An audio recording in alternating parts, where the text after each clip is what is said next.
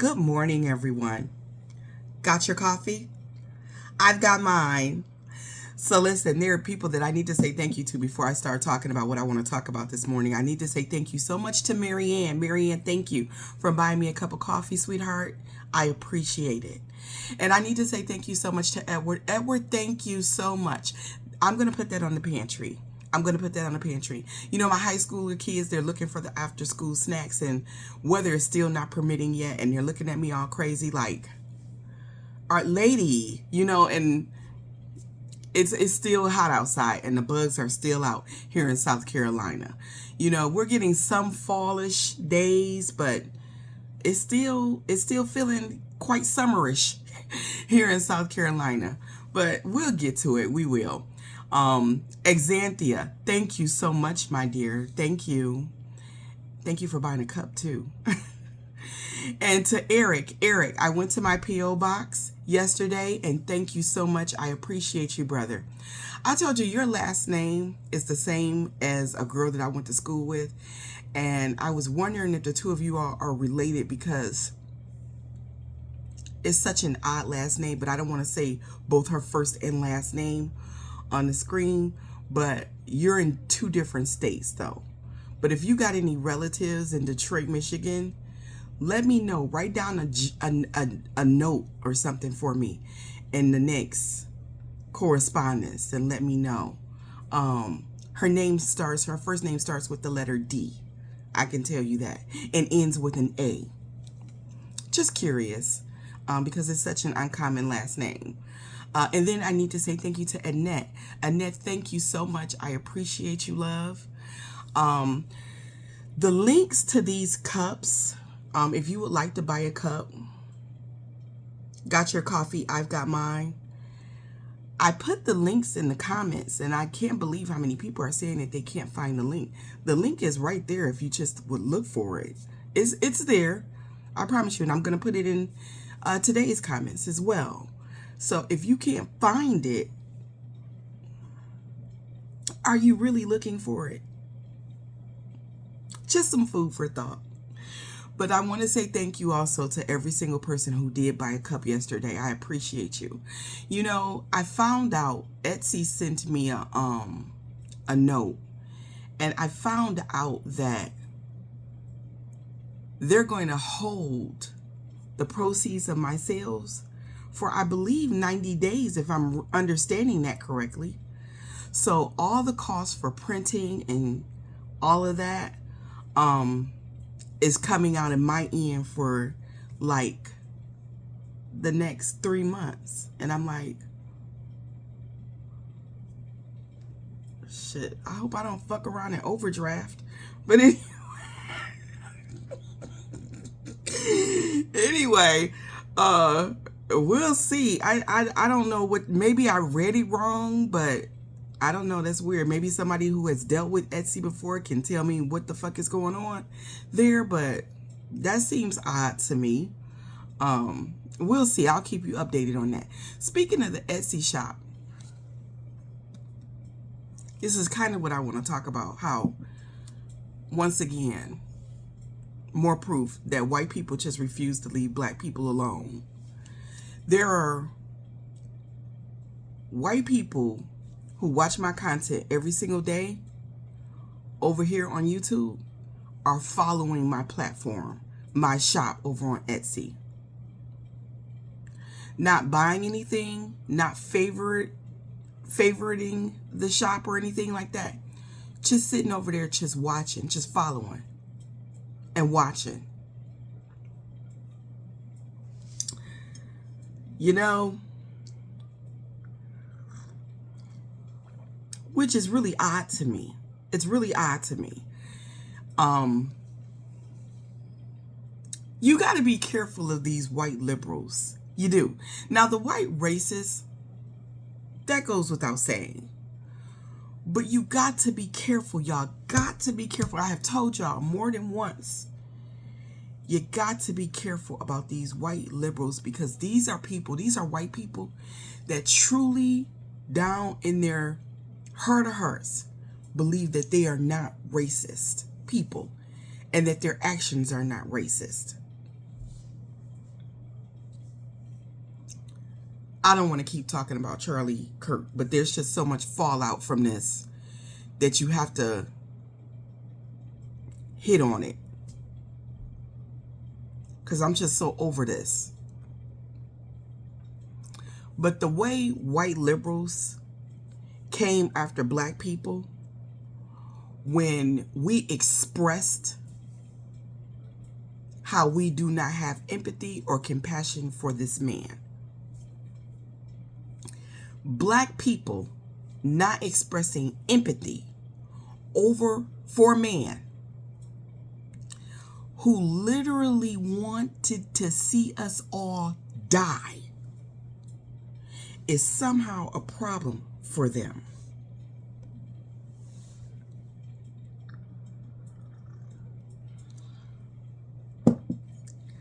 I keep telling black people, these white liberals are not y'all friends.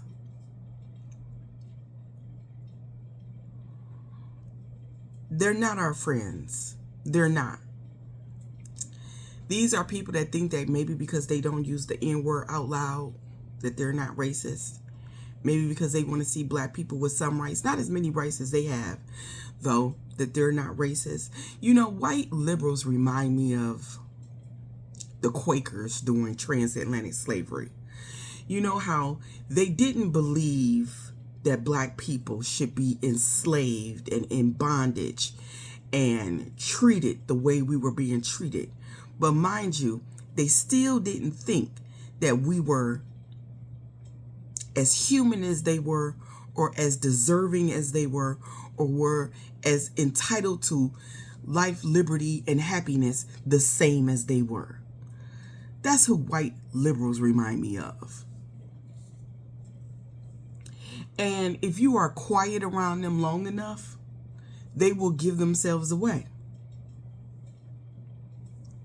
If you watch them long enough and hard enough, they will always, always give themselves away.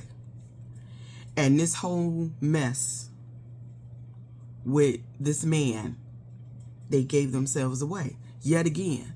It's just so many black people don't pay attention because so many of us are not secure in our blackness to the point where we still need proximity to whiteness. And so y'all want to believe that these people are your friends. Y'all want to believe that they hold us in some kind of esteem, you know, high or any. Y'all want to believe that we have allies. Y'all want to believe that they respect us. When you have secure in your blackness, you won't need any of that. You won't need any of that. The only reason why you care so much is because systems of white supremacy has conditioned you and broken you down so bad to where you care so much about what white people think of you. And I keep trying to tell y'all, white people are not the moral standard. And white liberals are definitely not who y'all think they are. Definitely. Pay them attention. Stop talking to them. And actually watch how they move.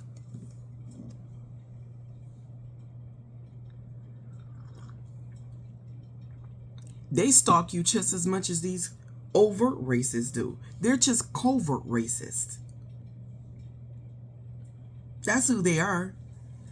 And I tell you, so many of them think that they are fooling me, and they are not, because I can see, my spirit recognizes it. I can see these people for who they are and what they are.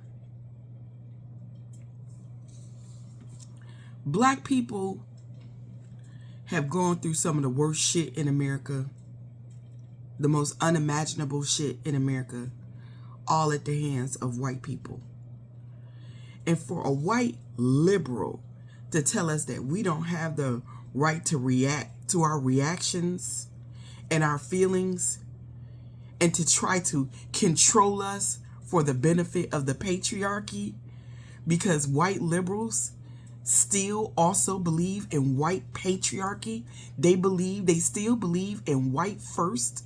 They still believe that they are more entitled, more deserving, should be more privileged, should have more.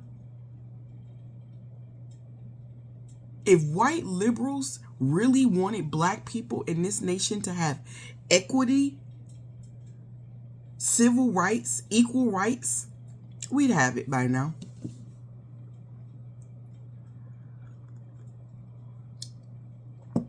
They ain't about that work. They ain't never been about that work.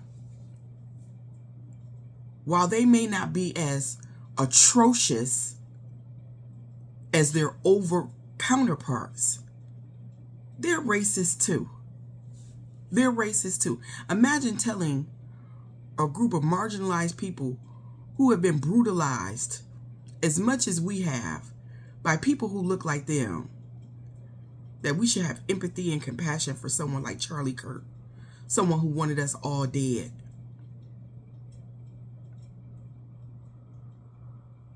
Someone who wanted me dead died. Oh, fucking well. Fuck do I care? I don't care. And ain't nobody gonna make me care about that man. Especially white liberals. No one's gonna make me care about that man. If you have a kid in an HBCU right now, and this is gonna be a bit of an unpopular take, but it's just my true feelings. And I've always said what I felt like the truth was. I know that this is a scary time for y'all right now because, once again, black people, we were just minding our business and we didn't got dragged into the foray. We had nothing to do with this man's death. Not a single thing to do with this man's death. But somehow we got dragged into it. Now let me tell you, these are the racists, the over white folks, wanting black people to feel as fearful as they do in this moment right now. Because someone just attacked one of them. And in the most brutal of ways.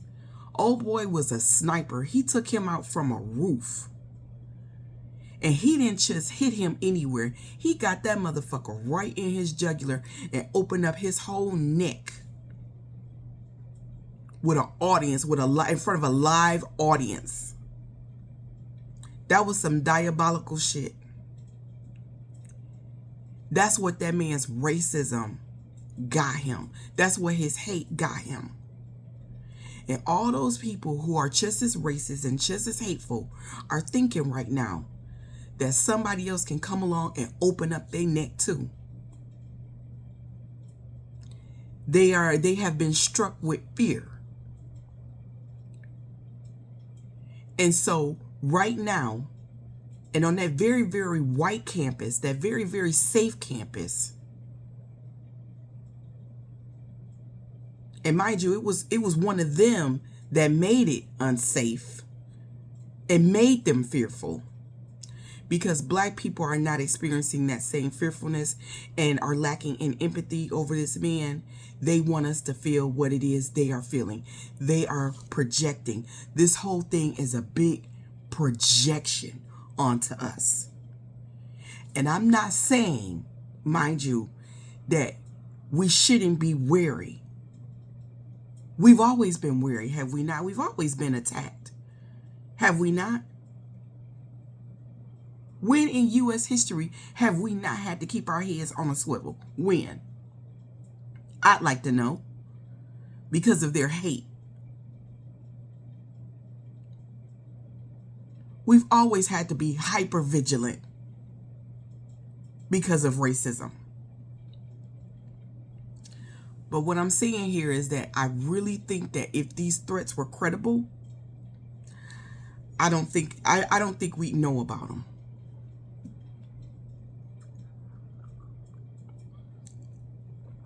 I believe if they really wanted to act, they would have done that. I think they would have just acted. I do. And again, I'm not saying that you shouldn't be concerned. I'm not saying that you shouldn't have talks with your children. Tell them to be aware. Tell them to be careful and cautious. But this has always been our existence. Hell, I live in South Carolina.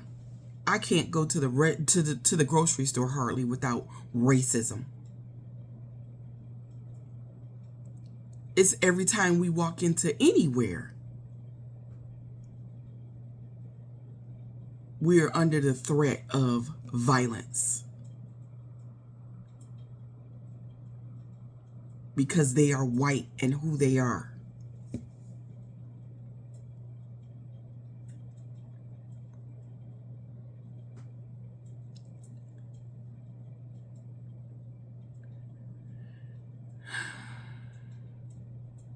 You know, I just have to say that everything that we go through as black people, I just wouldn't want to be anything other than black. I just wouldn't want to be anything other than black. And nobody and nothing is ever going to take that away from me. Nobody. And be cautious, be concerned, but don't let yourself live in a state of constant fear and panic. That's what they want for you right now because that's what they feel right now. Their community has been attacked. Their community of racist, hateful, vile-ass deplorables have been attacked. And yeah, it doesn't make any sense. It doesn't make any sense that they would turn around and attack black people behind it. But when has their hate ever made sense? It's never made sense.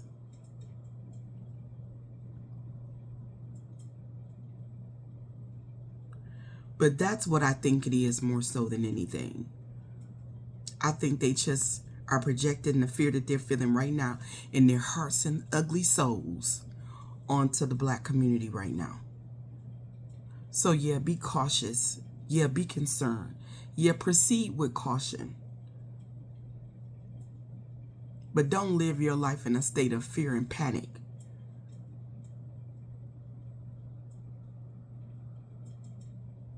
Because they want us to experience what it is they're experiencing right now.